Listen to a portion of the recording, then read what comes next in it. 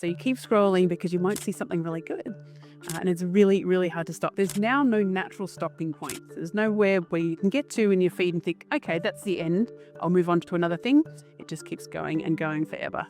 Dr. Horwood, you're an expert in how excessive screen time affects us and our psychology. What advice would you give to people that struggle with scrolling addiction? Easy tip that you can do is set a timer on your phone. So if you want to give yourself 15 or 20 minutes of free time for scrolling, you can do that. Set the timer, scroll away for as long as you like. But just remember, when the timer goes off, you have to close the apps and get on with life. And what about those of us that keep finding ways around these limits that we put on our own screen time?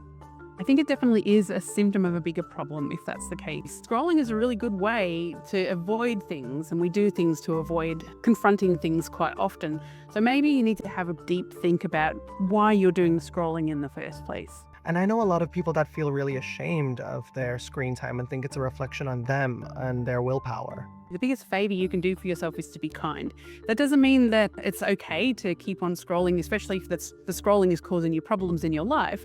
But giving yourself a break and thinking there's so many design mechanisms that tap into psychology and behaviors. All habits are hard to break, but not impossible.